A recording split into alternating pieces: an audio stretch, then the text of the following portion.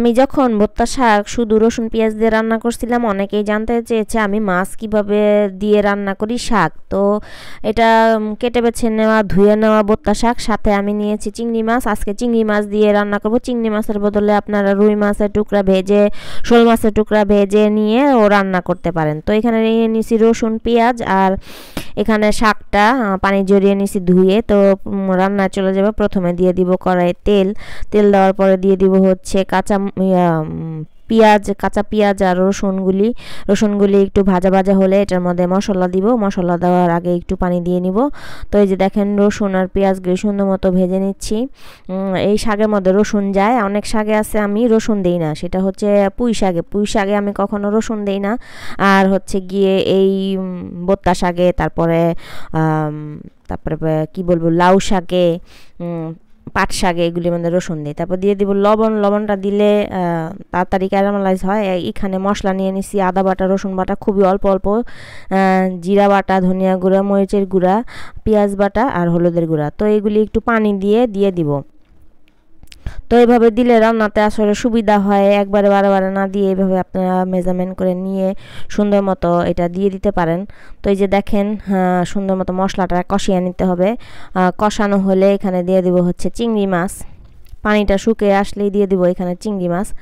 আর চিংড়ি মাছটা কষানো হয়ে গেলে দিয়ে দিব শাক। এই তো সিম্পল রান্না। তো এইভাবে ভাজা মাছগুলি আপনারা সেম এইভাবেই দিবেন। মাছগুলি সুন্দর করে নিয়ে কাটা বেছে, রুই মাছ বা শোল মাছ, শিং মাছ যেটাই বলেন, এটা সুন্দর করে নিয়ে এইভাবে কষায়া তারপর শাকগুলি দিয়ে দিবেন। তারপরে দিয়ে দিবেন হলো ঢাকনা। শাকগুলি মজে আসলেই রান্না শেষ। তো একটু রান্নাটা যেহেতু একটুখানি ধৈর্য সহকারে করতে হয়, তো দেখেন আমি সুন্দর মতো কষায় নিতেছি। কষানো হয়ে গেলে দিয়ে দিব, তেলে পুরো উঠলে দিয়ে দিব হচ্ছে শাক। আর আমি এখানে একটা বেগুনও দিছি।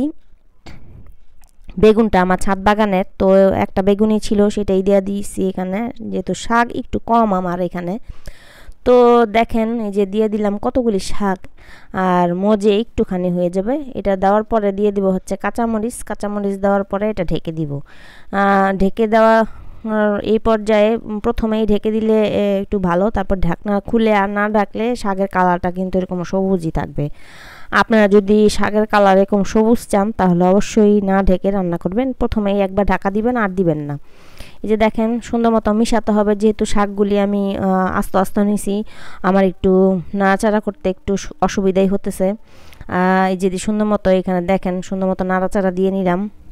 আর আবার একটু ঢেকে দিছিলাম আমি, যেহেতু শাকগুলি সিদ্ধ হয় না, একটু পানিও উঠছে। এই পানিটা শুকানো পর্যন্তই রান্না করব। আর একটু এটাকে ম্যাশ করে দিব।